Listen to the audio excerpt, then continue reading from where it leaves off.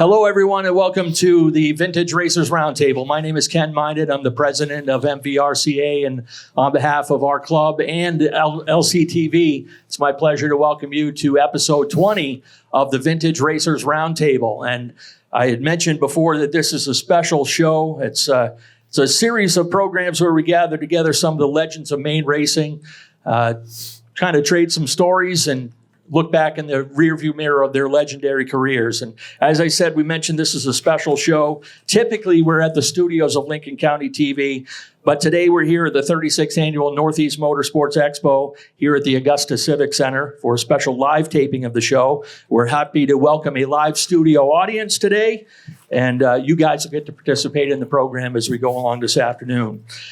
I'd like to extend a special thank you to the St. Clair family and Dave's World Sand and Gravel for being the presenting sponsor of today's program. We always appreciate their support.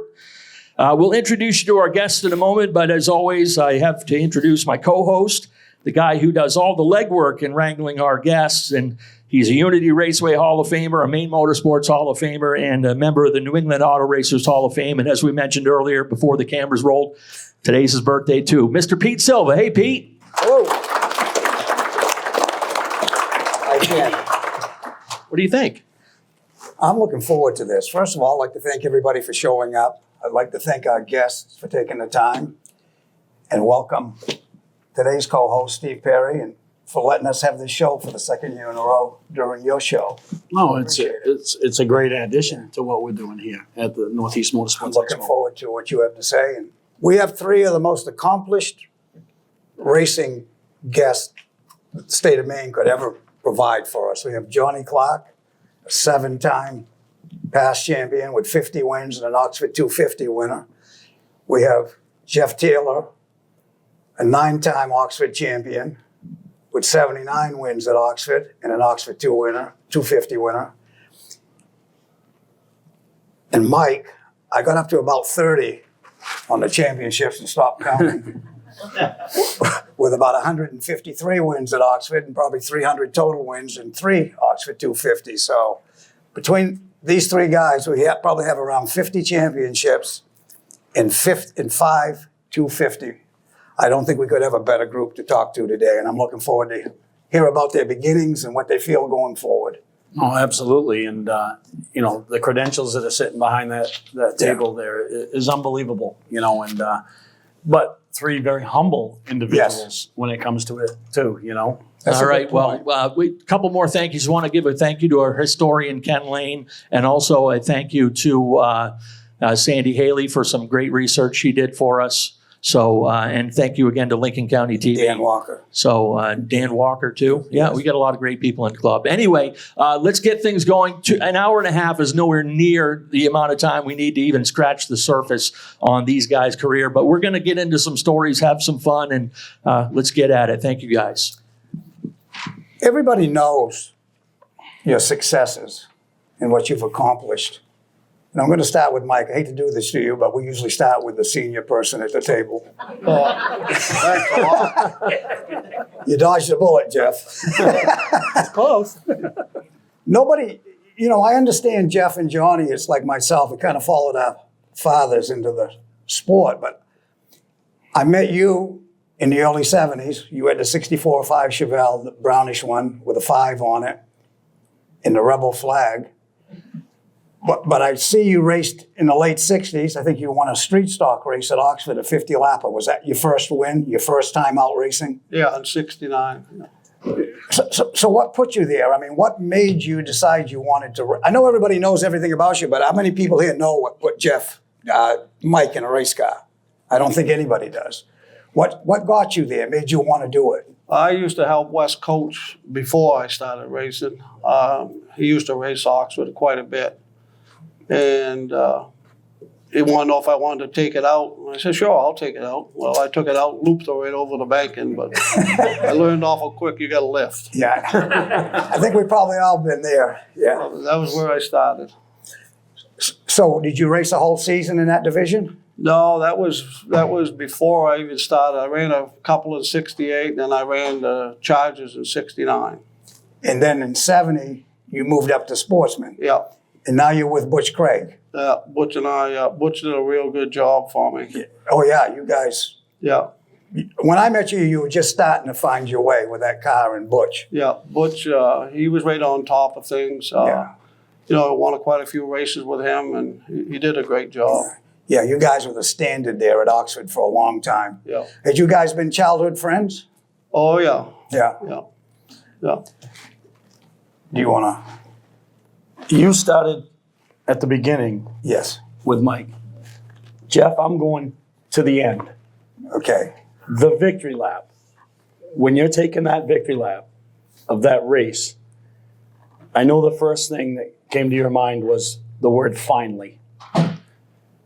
After you had that thought, who were some of the people and the thoughts on that lap that were in your head?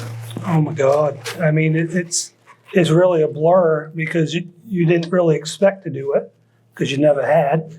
And to finally do it, it's, the immediate people that help you, that are there, my wife and my brother-in-law, and, the people that are close, Ryan Dean, his family that help me when I go race. But then your mind lets you go to, obviously, my parents that weren't there. And I got a sponsor that I've had for 35 years, the only one I have. So it just, it goes by so quick. You don't get a lot of time to think. As the weeks have gone on, you start thinking more about all that sort of thing and the people that helped and, all of that, but in that one lap is the people that were the closest to you, then. So back to the beginning again. I know you and your dad, Conrad, your father helped a lot of different people at different times, different garages, and you were hanging around there as a kid. Mark and John Bogue, Steve Woodcock, Gail Ellis, Bob Tibbetts. Those are some pretty good people. Yeah. At what point do you decide that you're going to be a racer? And I'm kind of surprised that your first gig was you won a demo derby. Yeah. I don't know how many people know that. But. Yeah. Of course, back then, being a kid around all them guys, it's not like being a kid today. Oh, yeah. They wouldn't really let you touch anything. He was more in the way than anything. Yeah. Fun fact to myself, the first picture of me in a race car was in one of Mark Bode's 57 Chevys or something like that with an open face helmet. Yeah. So I get a kick Now, wait out a of minute. that. You're talking about Mike and I when you're talking open face. Right, but I still have one, so I think that's cool. But as I got to be older, high school, because most teenagers, you think you're smarter than your parents, and you've got it all figured out. So Yeah. at the time, we never really done super good racing. They was always trying to beat Mike and keep up with him back then, and that wasn't happening. No, a lot of us went through that. Yeah, so, I could do Oxford had demo derbies, and I did one because Steve Woodcock gave me I think it was a Ford Torino or something like that was rusted, so I took that, not a good demo car because it was all rusted, and I didn't last very long. But then the next year in '85, I just graduated high school and was working for a fella and drove by a Dodge dealership that had an old Oldsmobile 4-door car for like $110. So I got $10 sponsors so I could buy this car because he was working for $3 an hour. So I bought this car. Dad, my mother, and myself, we hauled it to Oxford. Then I ended up winning. I won $2,700 back then, and I never went back to work for that guy. Unbelievable. That's great. That's what started. That gave me money enough to start buying race car parts. Bought a cage kit off Stan and started going. Boy, I'd like to start it with 2,700 in the kitty, wouldn't you? You? Yeah. Yeah. So speaking of teenagers and not knowing much, you just went the opposite way as a teenager. I mean, you at 17 years old, you started in Strictly Street. Yeah, Strictly's in 95. My first race was in 94. I was 14. Drew 14, the pole. okay. It was an enduro. Drew the pole. I knew about race cars, or as much as a 14-year-old could, I guess. Was your father still pro racing at that stocks. point He when was you racing started? pro stocks, Yes. yeah. Okay. So Dad set my enduro car up, and I think I had like 6 inches of stagger in the back. So it And turned. I drew the pole, and I looped it 4 times before I made the start-finish line. And I was the only red flag in the race, and it was when I lost my right rear axle and broke, and I got towed in. Yeah. Then I found out in '95 when I started setting up my race car that half-inch of opposite stagger in a Camaro with an open rear end worked really well. Yeah. Not that much. 6.5 inches difference. But, you know, Jeff mentioned about teenage years. But so the next year, in 96, you go into the pro stock division at 17 years old. Yeah. You win the Coastal 150, and you beat Stan Reserve and Kenny Wright. I mean, what the hell does that feel like? He was in the field. Jeff? Honestly, I think I had him beat, but He did. I had a flat with 10 to go. I led the whole thing, and they. Johnny doesn't remember that part. Yeah. I do. You know, and I remember that race, like hanging out and getting pushed to the back a little bit, and I just let it happen and let the race play out.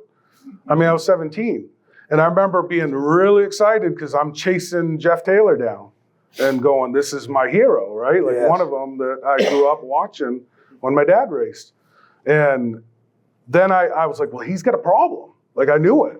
I sat to the outside of him, and I was going around him, whether he got a problem or not. I'm driving around with Jeff Taylor. And it was Chris Falkenham that lifted you. Oh yeah, turned me. And said, like, Chris was thinking he's going to get second or fight the kid for the win.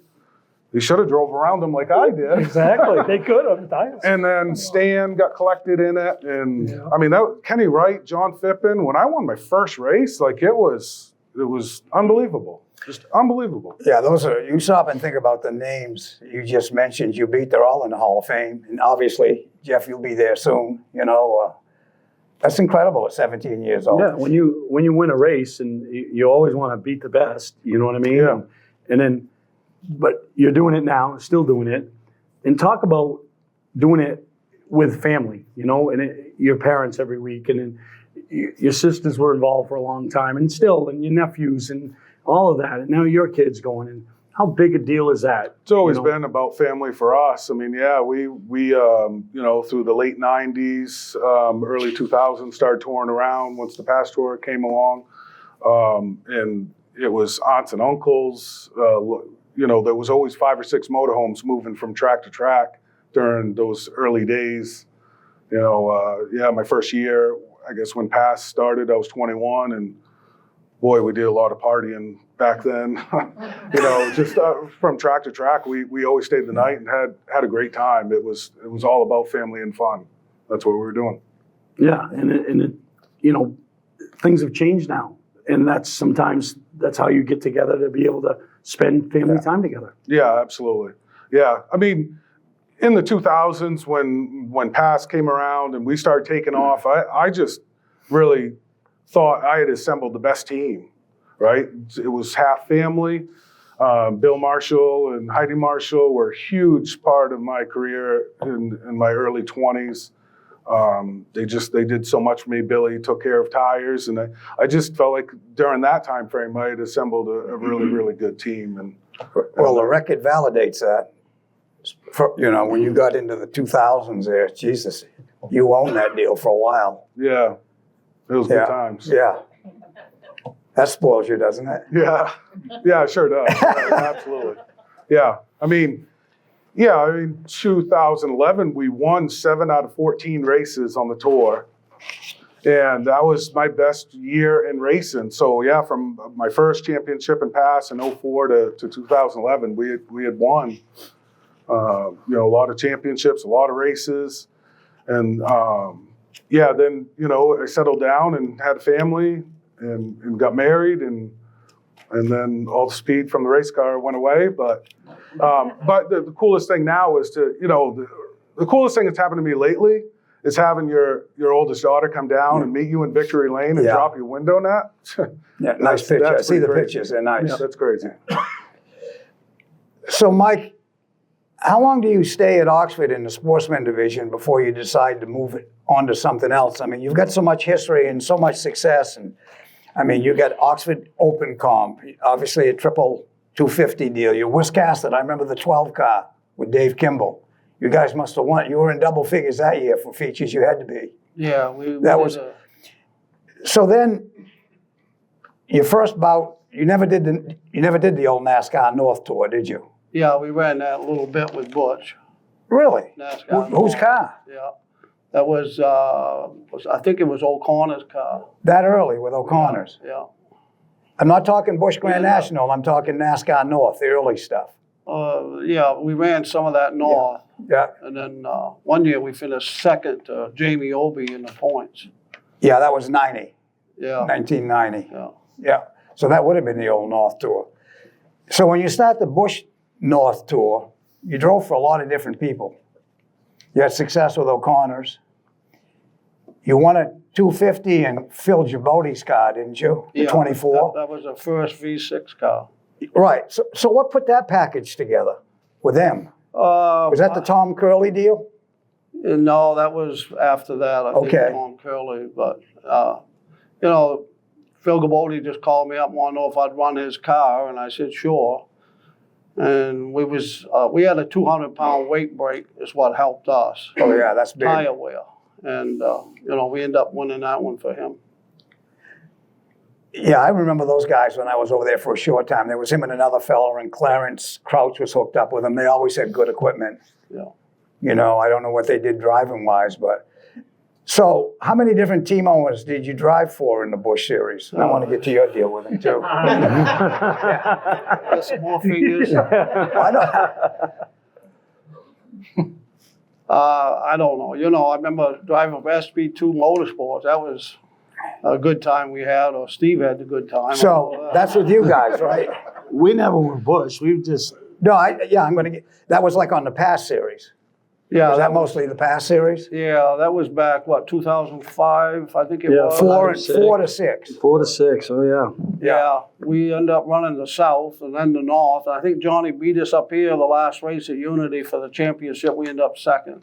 Really? But I think I ended up in the sand pile there somewhere. Broken wheel. Yeah. No, that was in 05. You and Johnny in the. 06. Was that 06? Yeah. Yeah. It was the only. 06, it was 6? Yeah. It was Yeah. the only big race that year that we didn't win. If Yeah. you'd have just waited another half a lap, but the impatience of Mike Rowe. Guess it's I your fault. thought you were saying go, go, go. No. You say no.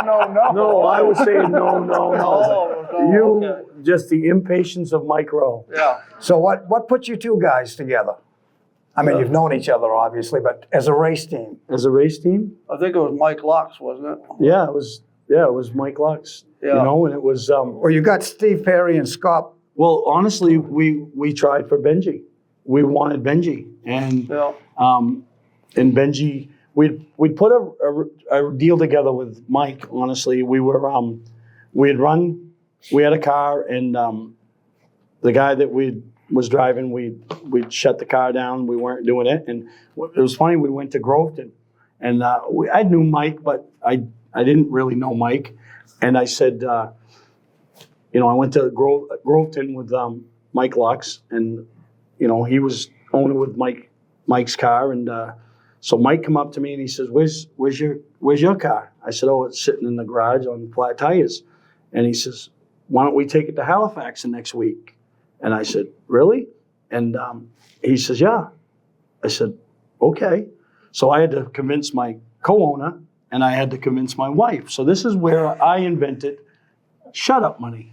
Yeah. So Whatever I spend, you get. no. So me and her had this big weekend.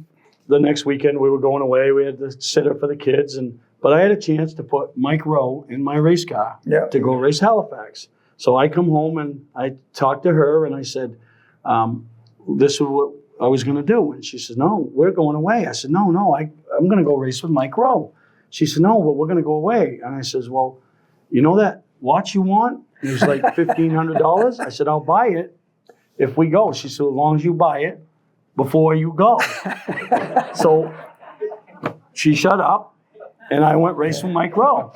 So, and that was kind of how I met Jeff for the first time, because we had Seth go get the car, and that's why I really met Seth. You're in distance cars at that point too, already? No, this is an old car. It's, Okay. it's an old car. So we have Seth go pick the car up, and we said, just whatever it needs, take it and go get it. So he's going through it and needs a rear end, needs a whole bunch of stuff, and he's got like 2 days to get it ready to go to Halifax. So he says, he calls me up, he says, oh, I really ought to have a rear end. Well, rear end's like $3,000 at the time or whatever. So I called Scott and I said, needs a rear end. He said, how much that? I said, I don't know. I think he said like $1,000 or something. He says, well, get it. I said, all right. So I told Seth, get whatever you need and tell Jeff put a slip together. So the slip was like $4,500 or whatever. So I just So now we're up to $6,000. Oh yeah, well yeah. I mean, not me. It cost me like $1,500 or whatever. So we go. So they're on their way to Halifax. So me and Scott are on the way, and we're going up. So we get almost to the border, and we're talking about this, and he says, I says, oh, we gotta have a license or something, right? He don't even have a license to get across the border to come back in. Who doesn't? Scott. Yeah. So we have to turn around and drive all the way back. So then he says, we ain't even going. We're not going. So I said, no, we got to. This is stuff that people will talk about. The fact that we got all the way to Canada border, turned around, drove all the way back to Saco to go all the way back. They won't believe it. This is stuff dumb people do. Racers. So let's do it. So we get all the way up there. We're in the race, and we're always been back markers. So now we got a chance to. Yeah. People are going to at least recognize us because we got a driver. It's probably 100 laps to go in the race. He radios in, the motor's going to overheat, and You're running pretty good? no, we're running decent. We have no crew. Me and him have to make a pit stop. We have to put the fuel in the car. So we hope he wrecks out before we have to do anything, right? Because we're afraid we're going to screw up, right? Yeah. And then he's going to kill us. So then all of a sudden his helmet hose thing comes unhooked. So now Scott's got to do his job by himself, and I got to do a job by myself. Fix the hose. I'm like, oh, great. So then we get it done. We're all excited, right? Then he gets all, the nose is all banged up, and it's all like everything is like, he radios in and the temperature's all 260, and he's like, oh, we gotta come in. I said, yeah, it's the only motor we got. You got to pit, So he's coming in the back stretch. There's an accident. Caution comes out. I jump on the radio. Perfect. Stay out, Mike, stay out. They come in. We get it fixed. It doesn't overheat. Johnny wins the race. Mike finishes second. We get a trophy. We never had a trophy in our life. Wow. We're like, oh my God, this is crazy. We finished second. So that's when he's hooked. He's ready to spend money. And we end up racing. He overspends and basically bankrupts himself for the next 2 years. But he blames it on me and SB2. It was the fact that he went and got remarried. So you're an easy target. Yeah. But that's how that was it. So That's a cool accident. if that caution doesn't come out, Mike roll pits, we finish at the back, he stays with Lux. We done. never race again. Yeah, we you're probably done. never race again. Yeah, nice story. Did you guys win a 250 together? The next year. Nice. Yeah, beat Johnny. Wow. If Johnny doesn't panic and look in the mirror and bounce the car off the curb, right? Wow. Yeah, I mean, Right? 04, 05, we should have won them both. Should have won them both, but 05, 05, you panicked, looked I in the mirror. pitted with, back then, everyone short pitted, right? Like you short pitted it, you needed to be out front. And Mike got tires with 30 to go. Yeah. And we had to restart because, not naming any names, but same guy that's still racing today and spins out a lot by himself and I don't get along with still to this day, spun out. And we had to restart with 10 to go and he was third. I got away from him. And then, I started. My radio wasn't working and I could hear, or I couldn't talk to them. They're screaming at me. Mike Rose behind you. I know Mike Rose behind me. I bounced off the curb and finished that. Yeah. But I there was a lot going on around that time frame that nobody even knew about. I was taping a show on Discovery Channel and was flying out the next morning to head to the Carolinas to do that Roush deal. Yeah. And film that show. Yeah. But you did eventually win one. Yeah, a long time later. Yeah, a lot of people go through that. Right, Jeff? Yeah. You were bridesmaid. You were bridesmaid 3 times. Oh, yeah. So back to Jeff. So you go from there to street stock. for a couple of years. Did you do that? Yeah, ran 3 years of street stocks. Build your own stuff? Yep, the first 2 years I did, then had Stan put a cage in a Camaro for me the third year. So you had a long-going relationship with Stan, Yeah, for I've sure. never been anywhere else. So in '89, you start late model and pro stock Yep. with a used car from John Marsh. From JC, Yeah. stock clip car. And honestly, for us, Dad and them had always raced, but they didn't really know a lot about how to make them go fast. They always Was that a lasted. Stan car, one of those Camaros? Yep. Yeah, those Yep. things went good, yes. Yeah, and they worked good. And, Yeah. ran it that year and was rookie of the year, weekly racing. Yeah. And then the next year we bought a new car from Stan. Yes, it's 19, you won, let's back up, you won Rookie of the Year that year Yep. too. Yep. Which is, you won some Rookie of the Year stuff too. I didn't realize you drove trucks at Oxford. Yeah, we did 1 the year, Pro yeah. Truck Series Yeah, for 1 year. you won and Rookie then of the Year there. I think, in that, and then in Pass and Yeah. 02, I think. Did they have Rookie of the Year when you started racing? Or when we started racing? Like I just got paid. So you bought a new car in '90 from Stan, then you started working there in '90. Yeah, the end of 90. Yeah. Yeah. Won your first pro stock race in '92, Yeah. and I guess you've never looked back since then. No. From '93 to '97, you won 5 straight championships. Yeah. You guys all got a little deal going there, winning championships in a row. That's pretty telling about talent and team. And when you say you have the best team, it takes all of that to do what the three of you've done. So 98, 99, and I was down south, so I was trying to keep track of all of you guys, what you were doing. You were beginning, just getting rolling. You decide to try the Bush North deal. Yeah. Build your own car once again? We did. The end of 97, a fellow racer, Bob Coburn, had bought a used Bush car, and Chuck LaChance drove it, and something went wrong there. So then at the end of the year, they called me and wanted to know if I wanted to drive it. And they called Stan's, because back then there was no cell phones or Yeah. anything. So I said, well, I don't know. I says, I got to talk to Dad, T-Bone, that always helped me for years. I said, I ain't going to say I'm going to do it without, locating Sure. it with them. So I went home that night, come back to work the next day, and all Bob's Bush stuff was sitting in Stan's yard. They just lugged it all down, and I said, I guess we're going bush racing. Which at the time, that was the only, or the next step, Yeah. I guess. So that was a Ford? It was a Ford. Yeah, he Yeah. bought used cars from Brian Wall. And we Yeah. went to Loudon once. You sat on a pole at Loudon, didn't you? The next year, Yeah. when we built the car, but we went the first time, and back then there was, I can't remember the exact number, but 60 cars. Oh, there were a lot of cars back And then. I You think I remember was- that, Mike, back in those days. Yeah, I think I was Yeah. like 58th in time trials. I wasn't very good, and it wasn't very good. Well, it was a whole new world for you Oh, having yeah. a time trial. And then you go to a place like that, it's probably not the easiest place. No, so it was all new, and Bob wanted to do it. So, we said, well, next year we'll build a car, and we did it. And it was, time trial wise, it was good. Yeah. And you just hadn't run enough of them long races that way, especially with a car that was, that heavy and more demanded on the parts. Yeah, Mike was like myself. We jumped into a lot of different cars all the time. But for somebody like yourself or Johnny that was in one kind of car for a long time, that's low, wide, light. Yeah.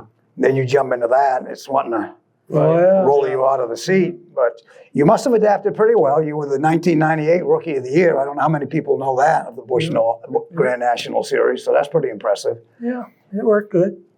Just too much money, Too much time. Too much money in trying to do it the way you run weekly races. Yeah, You forget, you go to Loudon, every lap's a mile. yeah, Well, that's 3 laps at Oxford. yeah. So the first time you go, you honestly don't even take enough gas. That's a good point. That's a good You point. never thought that through. We were just a weekly team that got a chance to go. You never had a plan. You still had day jobs. And it was just really tough to do. And then Yeah, the next year, Stan decided to move and wanted to sell the business. So Yeah. I did it that year is the first year I took over the business. Yeah, I want to get to that. I figured it would be later, but did he just offer it to you, or when he decided he was going to sell it, you expressed interest at that point? Well, it was quite a shock. I tell the story. We always stop for break at like 2:30 in the afternoon, have water, shoot the ball, whatever. Yeah.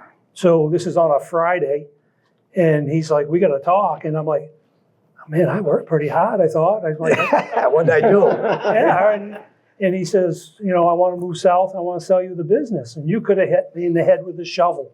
I didn't have Quite a clue. compliment, though, if you stop and think about it. Yeah, it just you know, I didn't have any money, you know, and so honestly, I didn't say anything. I left because it was just such a shock. You know, that was my world. How did you leave that conversation? Like, I let just me left, think about honestly. I didn't say anything. I walked out the door and left because it. Yeah. in my mind, I knew I didn't have any money, you know, not to. Well, Stan had to know that before he said it to Right. you. So He had to. that weekend was the Bush banquet, so we went to that. I came back Monday, and he told me how much he wanted, and you could have hit me in the head again. You know, because you just weren't prepared. You Yeah, know? I'm sure. So that went on, and through help of them, you know, helping me finance it and Yeah. make it able to happen. Set up a program, yeah. That's how I ended up with it. Yeah. You've been there 25 years. Yeah, About 35. 35? Yeah. 35 To years. date. Yeah. Wow. Wow. I worked for him for 10 years. I got to say this. I go by there, you know, when my father lived up the road. My father saw every time I came home, the first thing he ever said, "Oh, I ran into Conrad. It must have been at the restaurant right Then there." your brother used to stop in once in a Yeah. while. And I go by there. I don't care if it's Sunday, Saturday, or a holiday. You're there by yourself. A lot of times. Freaks me out. And then I sit there. I thought it was 25, but this makes the story even more reasonable for me to think. How do you keep the momentum going after 35 years? And then Sandy brought it up to me. The 2024 Oxford 250 weekend, open comp race, what was it, 200 laps for 10,000 to win or something Friday night. Austin Terrace wins in a distance car. The ACT race, Saturday night, you'll have to pronounce the name for me. Derek Gluchaki. wins the ACT race Yeah. in a distance car. And then Saturday night, some guy by the name of Jeff Taylor wins the 250 in a distance car. And I said, man, if that isn't incentive to go back to work and keep moving, I don't know what is. Oh yeah, just lucky you get a lot of good people in them, you know. Well, you make a good point. I often tell people that it almost doesn't make any difference if you got a great car or not as a car builder. It's who you have in the cars. 'Cause Oh, the right absolutely. people will make anything go. Yeah. All three of you guys have won in different cars. Yeah. Yeah. But you know, you've passed ACT. I've seen your cars win past ACT races, Granite State, Saturday night races everywhere, and they've won championships in all those divisions. Yeah. Now, being an owner, you know, like that, do you say you found yourself having to race different because those are customers? And Yeah, I don't know if I raced any different, I guess, because I try to race the same. I try not to run into anybody, and you know, have I? Oh, absolutely. But you know, I would say I probably cut them a break more so because you know that is one of my cars that I've built, or you know, I'd be naive to say I didn't even think about it, but you know, but I don't go out of my way to be any different, you know. Hell, I wish Mike would have been building cars back yeah, I then. was going to say, Mike, Cut me a break. Mike, how long would you have been in business as a chassis builder? Not very long. Ben buys my car, and as soon as he won, Ben was calling him up. I want that same setup. So that cost me money. Oh yeah, I got the check. Yeah. So Johnny, by the time you really get your stride going, these other tours don't exist, do they? What Bush tours? North or any of that No, stuff. By the time, that's right, you know, that's right, yeah. the past tour, like it is now, is the biggest game going, that in the Granite State and ACT. So there was no desire to go. Yeah, so back in '97, my first year of Pro Stocks, I had a Port City. car. That's all I've ever had. I've driven Jeff's cars probably 3 or 4 times in my career. Nothing against Jeff. I think he's a great guy. We always shoot the breeze at a track from time to time. When there's time, we park next to each other at Oxford. He's got a great thing going. I just had gone with Joel Tozier back then and felt like I got a ton of help out of him. So you guys were together. You had a successful period. Then you kind of, I guess I can say this, you weren't together for a while. Now you're back together. And there's something on your history here, and I think we've all gone through it. You're talking about, you win these 4 championships in a row, which is amazing with the level of competition. And till 2011, and then 2013, kind of the bottom falls out of it, and you're struggling with setup. So is that all the new stuff that's come aboard, and you're trying to keep up with it? Yeah, I think it was. I mean, I think it's always a cycle, right? With racing. Yeah. Jeff's cars weren't always winning 3 races in a weekend. They are right now. Yeah. And there was times where over that time frame where, the distance cars weren't the ones. They've always been the ones because there's always been a lot of them. Yeah. But I was the one with the only Port City that was touring around. People would buy them after, I guess, what we were doing and never find any success that we did. So about 13 to 16, we were struggling pretty bad, and it was technology, and we fell behind really fast. Yeah, and I went through it. I mean, I'm old, Jeff, like Mike and I, and that, it's like one year you're racing with 300s or 400s in the front and whatever in the rear, and then the next week all these kids show up with people that have cycled out of Winston Cup teams, and they've got 200s in the front with a 2-inch bar, and you got your tongue hung out to keep up. And like Mike was fortunate enough to do pretty well at one point, so nobody's rushing to give you that information. And you would be that guy if you can't get it from the dealership. Where do you get it to get back on track? Joel Tozier has always been my guy to bounce off ideas off of. And it was, Joel had success in the 90s with Steve Nelson, Matt Lee. They were winning races at Unity. We were always good at Unity too back then. Listen, Joel was good, man. This was before you came along. Yep. When we were on the Busch series, we took him with us to a lot of races. He was logical at that time on setups. It was nowhere near as sophisticated as it is now with shocks and springs, but you still had to work through a process, so it was all trial and error. That's all we do. I mean, Joel said it just last summer. He goes, "This is just problem solving with your buddies." That's what it is, And as a car builder, boy, you must have gone through a lot of that, because now people's driving styles have to change to accommodate this. That must have been hell for you to a certain degree. Oh. Back we grew up, you drove in the car until your heart stopped. You pulled on the steering wheel and floored it. Now you let off at the flag stand, eat a meal before you get to the he still car. does. Yeah, I bet. Yeah. But it's still, for you to find something to suit so many different customers had to be hell when that all changed. Yeah, that's the hardest part about trying to keep up with anything that goes on. And, I'm unwilling to change like a lot of people, but you have to at some point. And it's hard to get something that is user-friendly for everybody. Yeah, that's a hard position to be in. Because everybody doesn't do the same thing with their feet and their hands. You think they do, but they don't. So you got to be a good listener.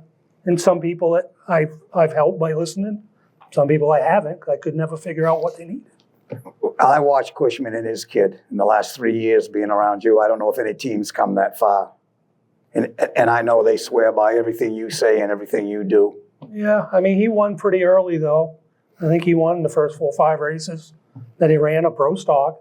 But at that time, I think our cars were really good. Yeah, this is a whole different era in the last few years, But luckily, the cars have maintained so that you can add whatever trick your buddy's got. And well, like you said one time, work. it's a pretty strong team financially, and they can do what they need to do to keep moving. And I mean, that's a lot to go through. You know that.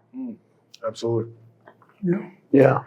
Now, obviously, this is about a lot of different, things, and, it all keeps going back to Oxford, but what are some of the other tracks out there, the favorite tracks that you guys, you've all turned a ton of laps there, but some of the other tracks that you guys enjoy running on? Well, I don't know about these guys, but listening to everybody and myself, White Mountain comes up. I don't think there's a person that goes to White Mountain that doesn't like it. Now, they may Johnny not Sheet win. says he likes it pretty well too. But I think all of us as racers like those places. Obviously, Beach Ridge, Wiscasset, all the local places. You ran good at Wiscasset. You ran pretty well at Beach Ridge too, didn't you? Yeah, the few times we went. Yeah. But we all have, I think. Yeah, All these places. Yeah. And I enjoyed Mike going to Hickory and winning. yeah. That was the first pass race there, wasn't it, in history? Yeah, first Yeah. fast race, yeah. We Yeah. had Steve's car, actually. That was what? We had Perry's car Yep. down You at got, that was your team? Yeah. That's cool. Yeah. And So we won in the late model sports division there in the 80s. You won there in what, 2000 and something, or was it the late 90s? 2005. 2005 yeah. in pass series, and Craven won his first bush race there in 93. Yeah. Like You won Craven there used how to many tell me, times? it's a mainly friendly track. Yeah, you won there how many times though? I watched you.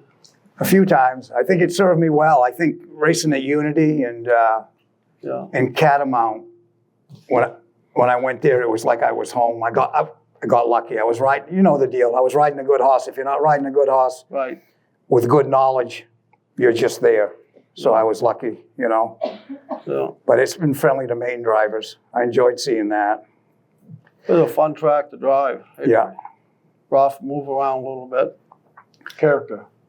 Yeah. What is it? Has character. Like Yes, Unity. it does. Right? It's that Oxford, you're kind of stuck in one way around the place at times. I mean, I guess he passes you high and low. But my cars anyways. It's like, there's one way around. It's like, There's only But- one way, Mike? what? There's more than that, isn't there? Well, yeah, I mean, there is, but, like White Mountain, you get to really move around throughout the race and, Yeah. and change things up.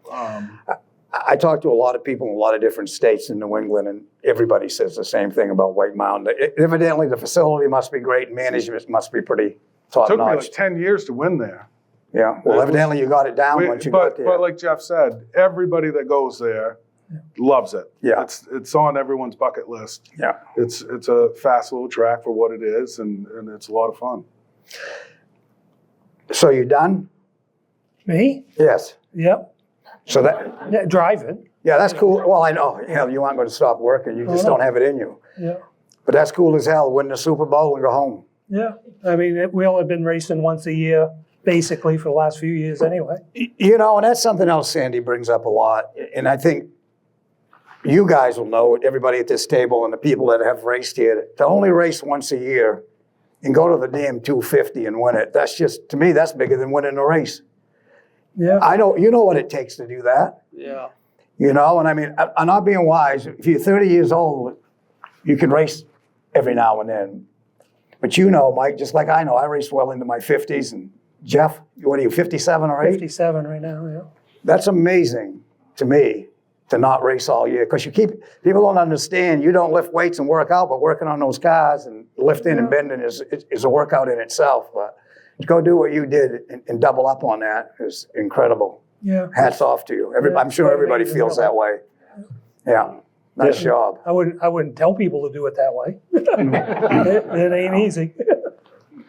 So obviously you carried a tremendous weight on your shoulders of not winning the race, even though you never told anybody that, but it weighs on you. Oh That's a good yeah, because point. that's home for me. Yeah. So, and I basically I didn't travel as much as these guys did. So, or we'd won, basically everything there that you could.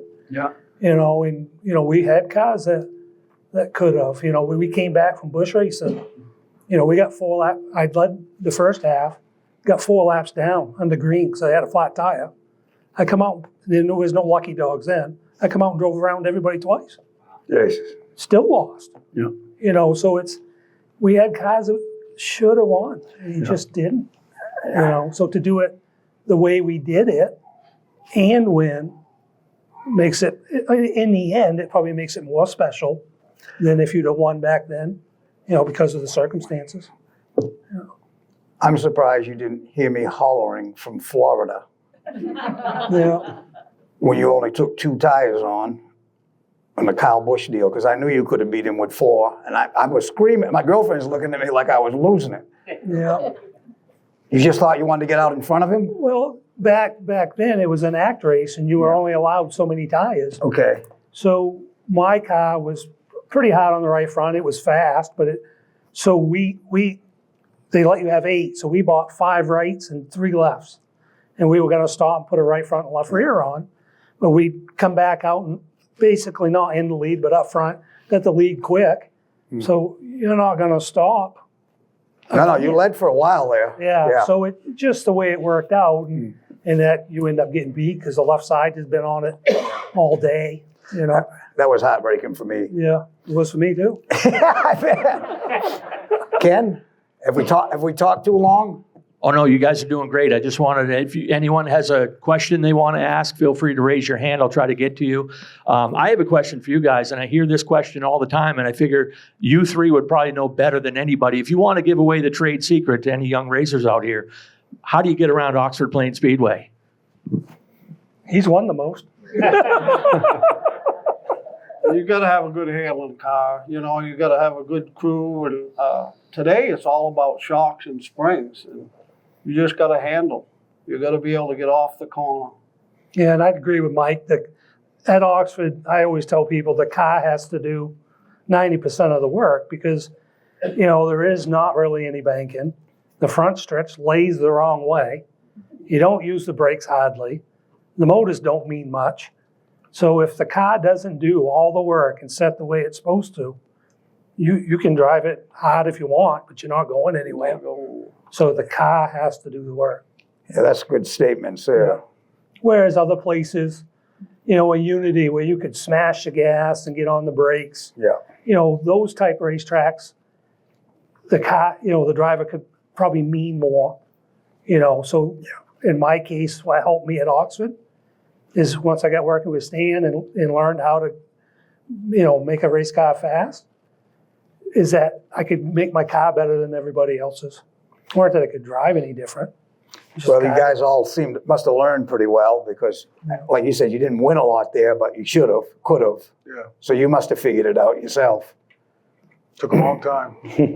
I think that happens. I think you can be the greatest everything, and you just go to some tracks. And the 250 is a perfect example. That some of the greatest drivers in the country have come here and kept trying it on and been in position and fast enough to win it, and it just didn't happen. Look at the great guys, and you were on that list up until this year, Jeff, that have won everything, but have never been able to win that race. Dale Shaw, Kelly Moore, you know what I mean? Robbie Crouch, some of these guys that but could never put it together that day, Now, who do you guys think the weight is on the shoulders now that are racing that are now the new Jeffs? Well, I don't know. Obviously my generation, that's still left racing. Timmy Brackett comes to mind because he's one of the last ones that I would have raced with that is still going. But obviously you mentioned Dale, obviously him and DJ, between the two of them, it's up to them to get it done for themselves. Yeah, they've run well there. I mean, DJ's got a bunch of podiums. I mean, Yeah, that would be the ones I would think quickly.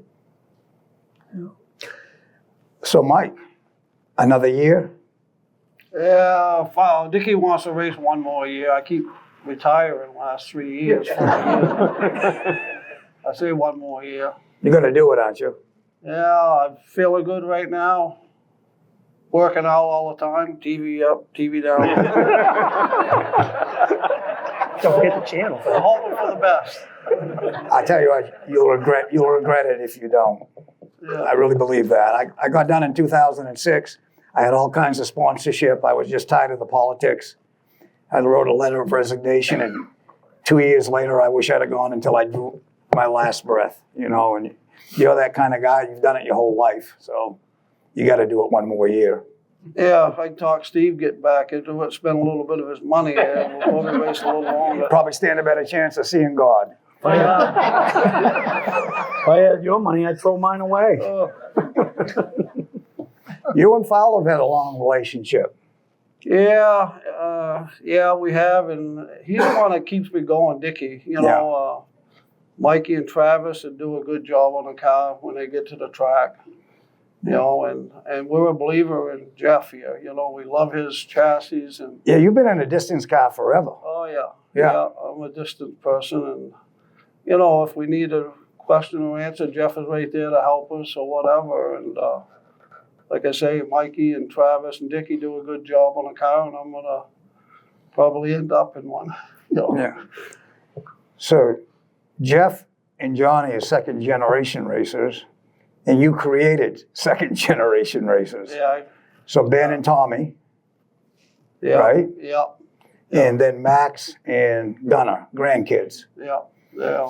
So, how many of you were on the track at one time? What's the most of you at one time? I think in a heat race that it was I won. I think either Tommy or Ben was second, and one of them was third. But we ended up first, second, and third. But That'd be pretty cool. I tell you what, I got a future great grandson. Where'd he go? He's gone. But With the lunch.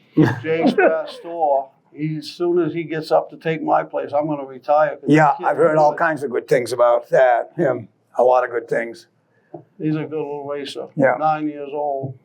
You're going to put me to shame. Well, probably time. So, Johnny, what about you? Oh, I'm Another just year. turned 45, so I'm going to keep on digging. Yeah. Jesus Christ, some more 45. I'd championships? like to have those 32 years back. Well, right? Like, Mike, you were kicking What are you, ass Mike, at 71? 51. I told you no lying when we got to the table. Geez, 70, 74, I'm 77. Jeff, 57? Yeah. So you're the kid. Right in the middle of them. Yeah. Yeah. Yeah, I'll keep on digging. Like it. As Yeah, long you as got we're a still lot- having fun. And You got a long ways to go. yeah, I hope so. Yeah. Good I'd for like you. to put some more 250 trophies on the mantle and Yeah. maybe another championship or two. Well, you've been running good enough to do it. You just have to, like everybody, you just have to put it all together. That's right. You just got to have a good luck. Like with that 250, you got to have everything going Yeah. for you. You know, the pit crew's got to do their work, put the tires on at the right time. You know, you Yeah. got to have the whole. And you can think you got your strategy right? And then Yeah. the caution or, you know, your spin buddy or whoever, you know, Yeah. things just don't come. We'll talk after.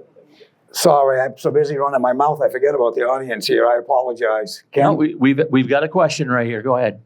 Jeff Taylor, what are you going to do with your winning car? Is it going to go up for sale or go in a museum or something? It's in the museum of my garage. Yeah, and it's sitting right there till the day I die. Yeah. Yeah, and I'm not doing anything with it. It'll rust right there.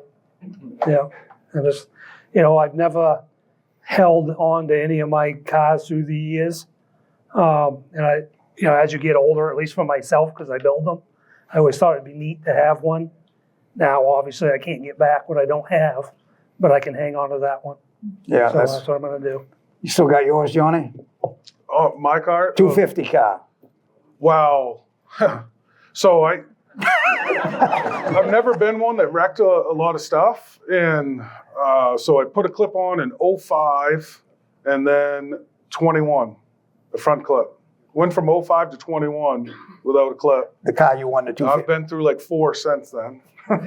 But that car has had a front and rear clip put on it. And it's in our storage building, but it's just a bare chassis right now. And it You needs probably enough- you got to keep it though. yeah, well, I mean, to me, they're all pieces of steel. It's Yeah. the 250-ness is gone from that car, as far as I'm concerned. So, it needs another front and rear clip now, and it's just sitting there. Well, if unfortunately you don't win another 250 in the next 10 years, you might look at that differently. Yeah, that's right. Mike, you've won 3 of them, probably 3 different cars, knowing you. Yeah. Any of those cars still exist? I don't know. I think Perry sold the one. We won the 250. No way. Yeah. Sure he did. Yeah, but And he wonders why people lay things on and blame him for stuff. well, right? you want to know the funny thing is the car that he won the 250 with in '97. I bought that a few years ago. I own it. Oh, you still got it? Yeah, it's sitting at my shop, and I was going to restore it just to have it for bring to events like this. Give it to Mike when he retires, maybe? You ain't never going to retire. So when he won his 250, or the second one, that was my first 250. At the time, I was the youngest to qualify. Yeah, that's right, you were. Started 7th in the race, and boy, I was way out of my league. I didn't know what was going on. But that race there helped me probably win the Coastal a couple weeks later.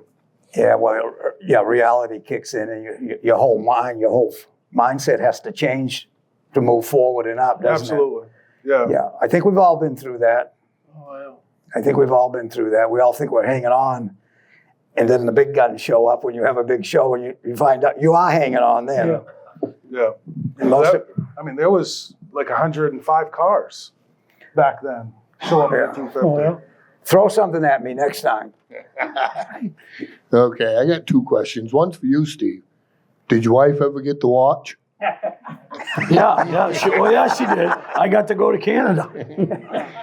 Okay, for the panel.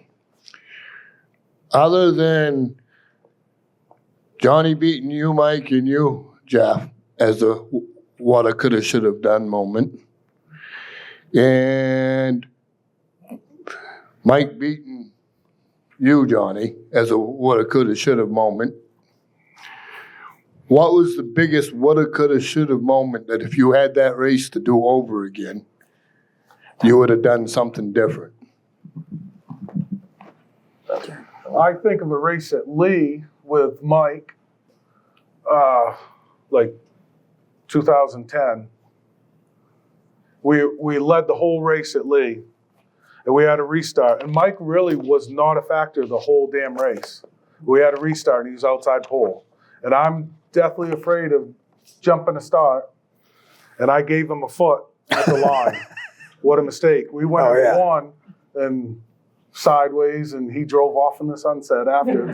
There was like a green, white checkered or something, and he beat me. And I think more about those races that I lost than I think about the races that I've won. I still to this day. So thanks for bringing that up. Jumping starts are only $500, right? What's 500? Pete, we got one right over here.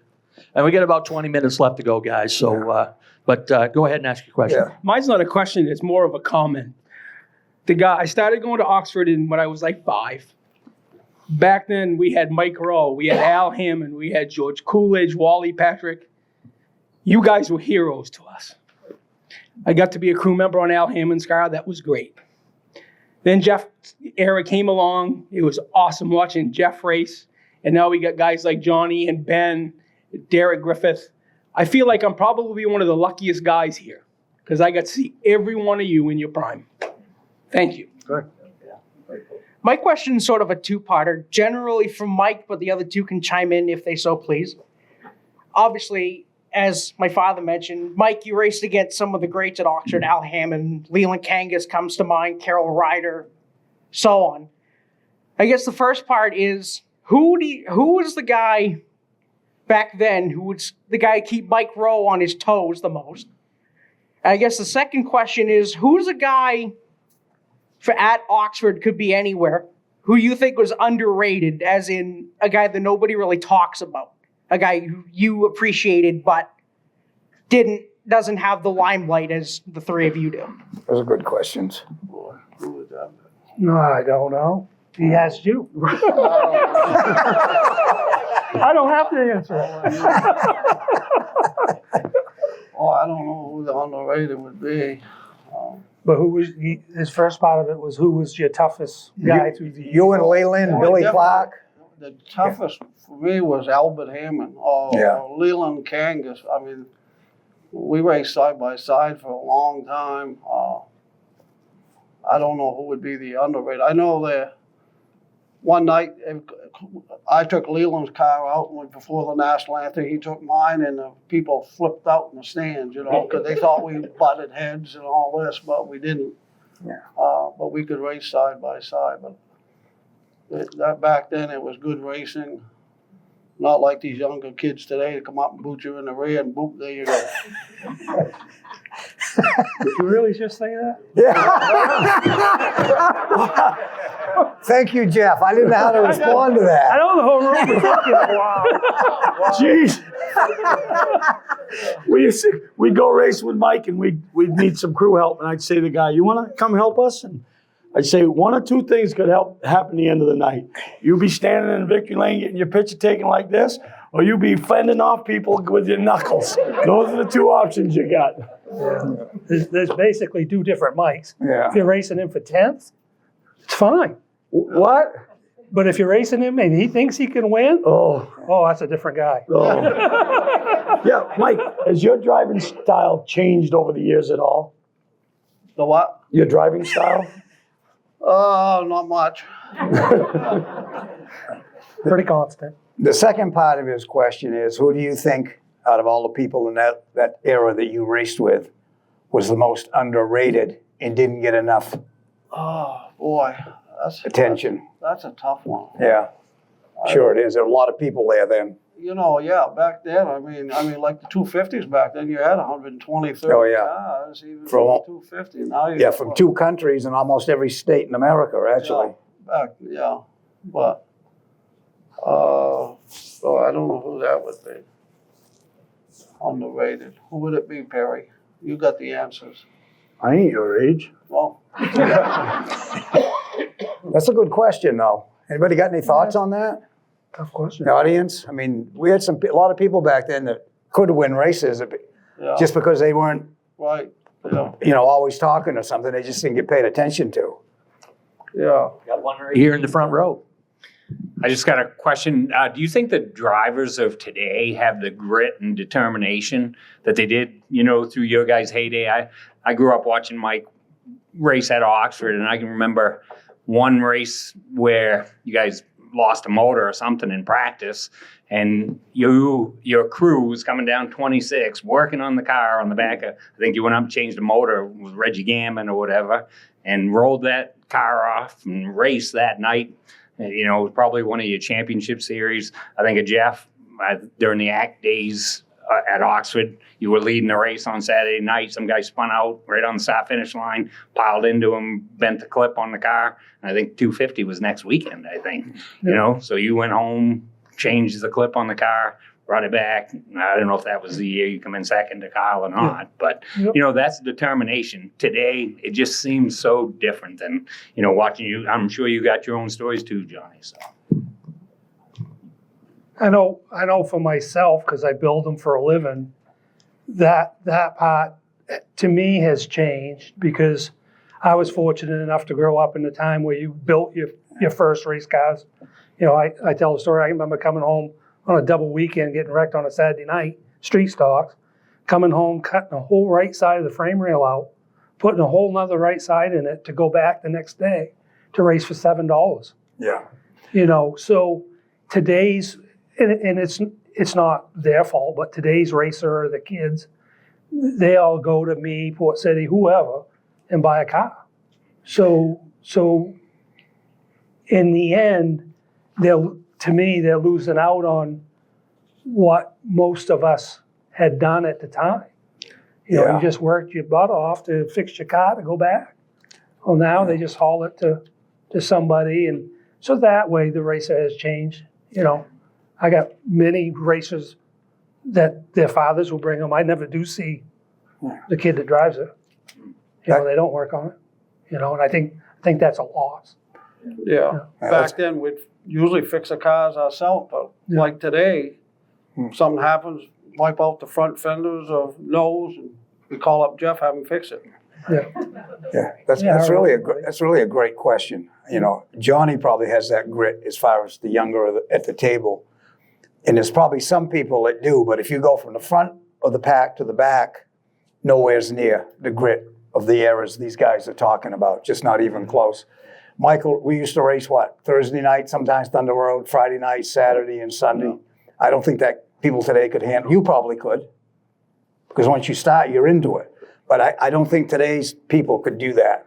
I just don't think they have the mindset. But I also think society has changed that a little bit too. Absolutely. Because the days of 5 or 6 crew guys coming to the shop 2 nights a week and helping out is gone. You know what I mean? And then families with kids and they're pulling at you and running around to sporting events and that. So that's all. And the technology of these cars nowadays. So there's a lot of factors and variables. You know, Even in my day, I'm still racing, but I did race 3 times a weekend. I've got no interest in doing that now. I'd really like to get on an every other week program. Just there's too much going on. Well, you're working and doing a family. I mean, if you weren't doing that, you'd be waiting to Absolutely. race. If I was still in my 20s, I mean, but those, like Jeff said, you know, probably now, like you get more turnkey orders on cars. Absolutely. In the 90s, from what I can speak of, in the 2000s, nobody did that Unheard at of. all. Unheard of. And those are the best days for me, was hanging my own body, seeing something Jeff did and go, I can take that a little further this way. That, for me, that was everything in racing. Yeah, that's almost a lost deal now, isn't it? Yeah. The only way that happens is if you had a family member that was doing it and it just continued in the family. But everything's like you said, society's changed. There's tons of other things to do. They start you on everything else but racing as kids, and you have other interests. But yeah, those Totally different. we're kind of running out of time here. So if anybody in the audience has any more questions or accusations, sure. I got one more question about starting at the rear of the field. When I grew up watching Mike, they made you start at the rear of the field. From a fan's point of view, much better racing watching you come from the rear. They called it the Angels Expressway, 3 wide. From a driver's point of view, I'm guessing you guys probably would rather start up front, right? But it's, if you're not passing cars, it isn't as fun. I've lost races, you know, watching the rearview mirror. I guess just give your thoughts on, you know, which is better from a fan or a driver's point of view, starting at the rear of the field or starting at the front of the field. I'd say starting at the rear, you know, it's better for the fans. Yeah. But when I did that, it was, there weren't that many that could win the race. Now, you know, like the 250, you've got 30 some odd cars, 25 can win that race. Back when I was doing that 3 wide stuff, we didn't have that many, but the cars are so much closer today. And You started last in 05 at the 250. Sure did. Yeah, but That's a good point. though. I just lucked out. I ran everything there was. And Who do you beat? to come from the rear to win that, it was just, To be quiet. well, you finished second that year, right? Yes. yeah, that was, I see him bounce off the curb. I said, That's right. Yeah. I said, thank you, Johnny. Well, yeah, but there was some, we weren't really getting along during that time frame, Yeah. right? Like, I mean, as far as I'm concerned, Mike, you were all I right felt with like it, I weren't you? couldn't get his attention. I was all right. I was going to boot him all the way in. Right, and I knew that was coming. I mean, Yeah, but that had to do with unity yeah, absolutely. because you chopped him. They're both, well, you know what? So, at Unity, I was going to win the 250 a second year in a row at Unity. I won it in 04. And so, yeah, I look up in the mirror, 2 to go. We're taking 2 to go down the front stretch. I said, Ralph Mason.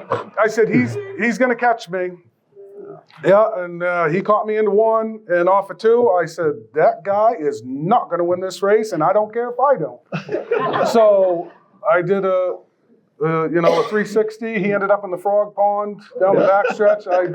I finished 4th, but yeah, I felt like I couldn't get his attention or get any respect, so I said, well, I'm going to have to take one from him, too. I Guys, don't think it helped any. don't worry about the swearing, by the way. Our last show, we had Ralph Nason, so okay. just figure that part out. Yeah, so he come in, and so it's funny. So the crew is all down the other end at Unity, right? So he comes in, right? So I'm the only one there with him, right? You and your whole crew's over there. He's mad at, right? He's like, let's go, Perry. I said, go where? He says, we're going to get them. He says, I'm knocking them all out and you just start stacking them up. I said, nope, you sit right there. So, yeah. Oh, jeez. Yeah. So that's why Jeff's in the middle. Yeah. I always say that. Yeah. He actually came up with a radio when Johnny bounced off the curb. Says he's bouncing off the curb, I get him now. All right, we got a question right here from Sandy. Jeff, you've always worn a full face helmet. Have you open face helmet? Have you ever worn a full face helmet?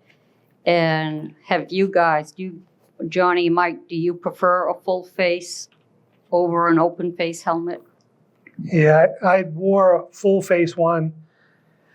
Oh, right there, 95 a little bit, and then when we went bush racing at the Loudons and Dovers. No, back then you didn't have to. But for me, I just always liked the weight of an open. Obviously, there's nothing there. Yeah. So, and depending on how you think, in certain wrecks, one may help, one may not. Today, it's not accepted, but I never really cared. So I just use the same one, and it's still hanging in the car. Yeah. I've always had a full faced helmet, and just probably from starting when I was so young, and that's all I knew. But one thing, I have to race with my shield up.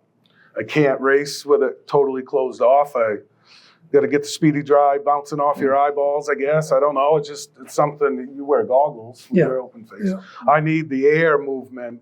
I put it down, under caution and stuff when we're running through speedy dry. But as soon as we're going green, I got to put it back up. Yeah, the full face is, to me, the best way to go. You get the air now in it, and I need all the air I can get. That's why I have open face. It's nothing. Yeah, when Mike and I started, we had leather helmets, I think. Yeah. But I think it didn't become a rule until 2000 and something. I know when I was back at Hickory then, and it became a rule. After 2000, you had to wear I was the only guy with an open face anyways, but it became a rule, I think. Yeah. And it had to do with a Winston Cup accident probably with somebody, Pete, That's how that usually happens. we got one more over here. Pete, stand up. I got a question for Johnny. I've kind of always followed you since I'm your daughter. Shocking. Shocking. She said kinda. Kinda. That was good. And I always kind of thought the race team was my family. I've always been kind of raised by them, learned a lot. Some good things, some bad. So I was just wondering who did you learn from when Papa was driving, your dad? Who'd you learn from? So Uncle Bob and I were Dad's pit crew. I mean, when Dad was racing pro stock, I was 8, 9 years old. And then I think it was Penny Roy that owned Wiscasset at the time and closed it in the late 80s.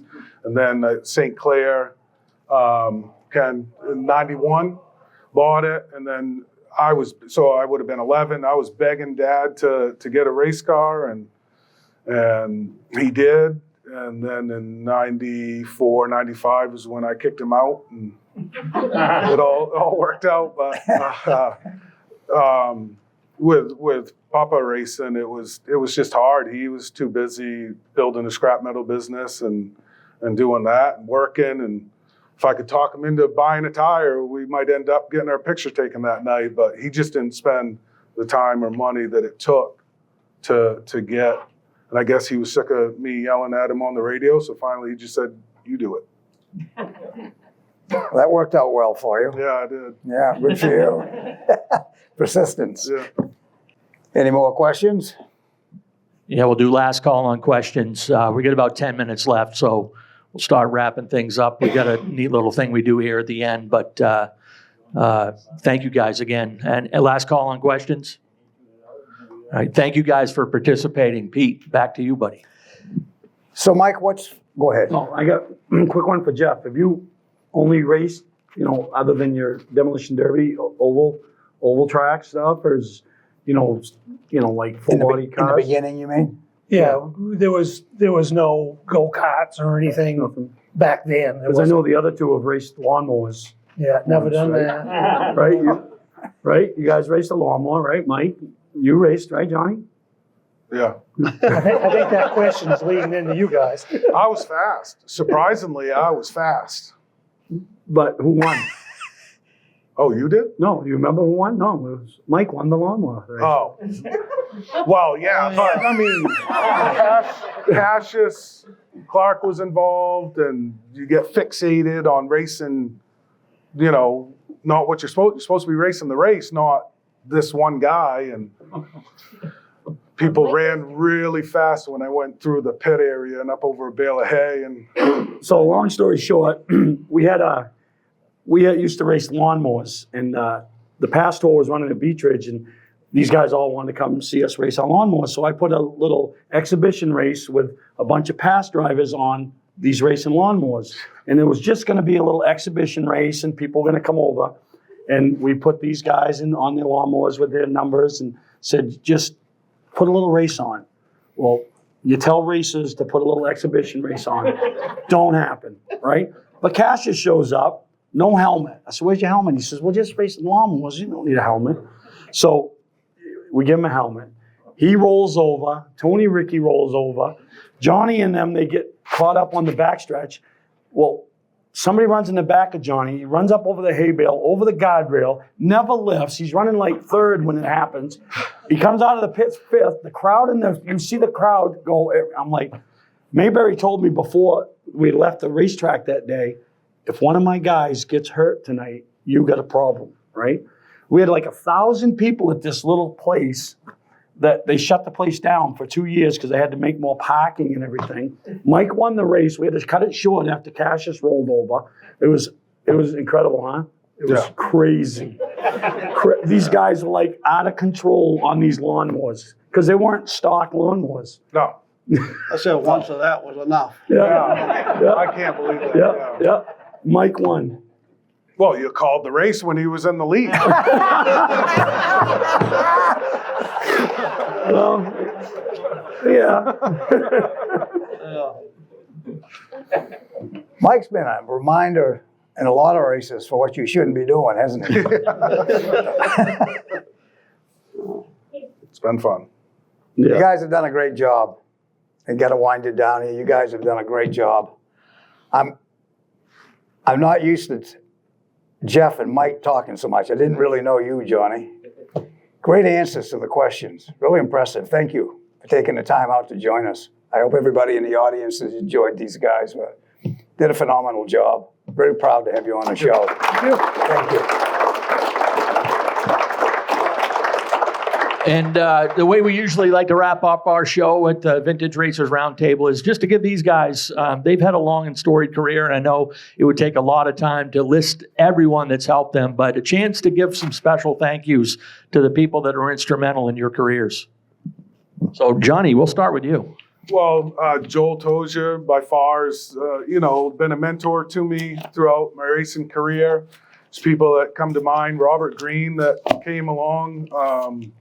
That helped a ton and won some championships with them.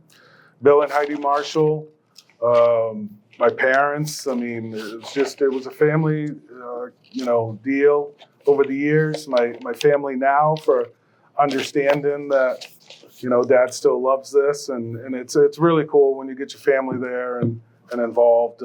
It's what it's really all about. And I've heard it a couple times lately is that the cars bring you to the track and the people get you to stay. And I think that's pretty cool. It's I never went to the track looking for buddies or anything like that. I'd bring one or two with me, but it's just cool. You end up meeting a lot of good people while you're doing it. Yeah, it's a big community. Yeah, and like for myself, obviously, my parents, my sister helped back in the day, my wife, Sherry, brother-in-law today, everybody that helps today, Ryan Dean, his family, all the people that helped at 250, personally, like Stan and Diane, be nothing without Stan, so, guys like him, kept a lot of us going,